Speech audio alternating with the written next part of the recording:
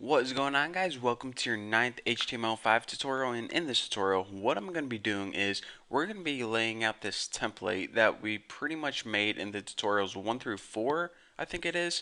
So we're pretty much going to lay it out, style it, and I'm going to show you guys how to lay it out perfectly using an old traditional box model in CSS because I get so many messages and emails asking me how to lay out a website, and it's even kind of difficult to center a website properly. So I'm going to be showing you the old style, and then I'm going to show you how it differs from the new style, and you guys can probably use bits and pieces from both to lay out your websites like a pro. So both of these techniques are awesome. I don't want to say that one is better than the other.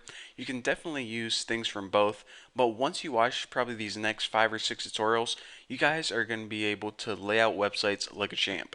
So the last thing I want to mention is, yes, we are going to be going over, the canvas and geolocation and all that good stuff, but I want to cover the core basic fundamentals first before we jump into that really advanced stuff.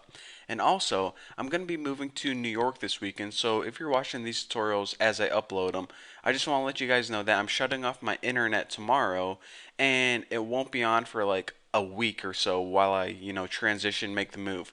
So anyways, enough talking. Let's go ahead and start laying this stuff out. So the very first thing we need to do is we need to surround, well, I'm going to go ahead and minimize this head. We really don't need it.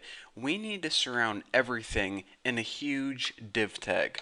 So I'm going to be putting my div tag right under the body, and I'm just going to give it an ID of, let me see something I can remember. ID equals big, not bog, big underscore wrapper.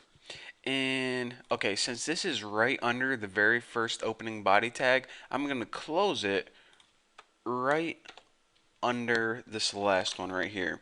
And a cool thing, if you go ahead and highlight your div tag, and if it turns purple, that means that it has a matching div tag somewhere. So if you're working in a small window like this, or if you just want to go through and make sure all your tags match, you can do that. Nice little tip. So anyways, now that it turned purple, again, basically we're surrounding our entire main content with this big div tag, and that's so we can center the website later on. So don't forget that, and also don't forget the name of it.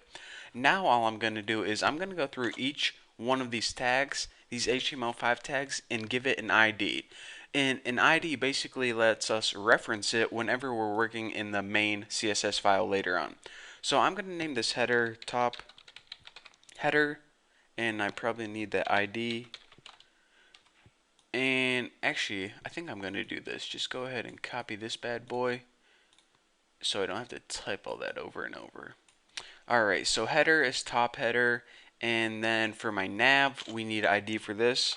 Now the navigation, I'm going to just call top menu, I guess, since that's where all my links are. And for this section, I'm just going to call it main section. Pretty creative with that one.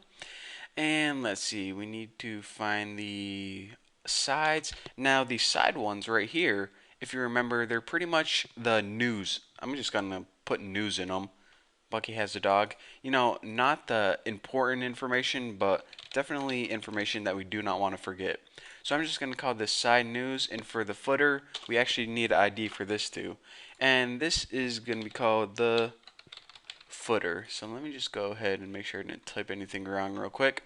And if we go ahead and save this and refresh, we can see that nothing changes, and I guess I might as well show you guys. This is our starting point right here. Bland, old, plain, stupid, boring website. So we definitely need to spice this up a bit. So now that we have an ID on everything, whenever we're making our CSS file, we can reference this stuff and we can actually move it around how we want to. So for this tutorial, I just want to mention all that stuff at the beginning, and also make sure that you surround all your contents with a big div tag and give all your stuff an ID, and that's going to allow us to reference it and also move it around in the next tutorial. So we have a lot of CSS and styling to cover in the next tutorial, so I'm going to be saving it for then. So for now, thank you guys for watching, and also, if you need any of this code, again, I'm going to be posting it all on my forum. So anyways, thank you guys for watching, don't forget to subscribe, and I'll see you guys later.